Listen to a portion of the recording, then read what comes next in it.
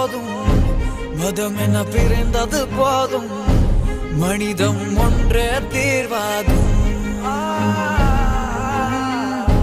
உயிர்களை இழந்தது போதும், உறவுகள் அழிந்தது போதும், அன்பே என்றும் தீர்வாகும்.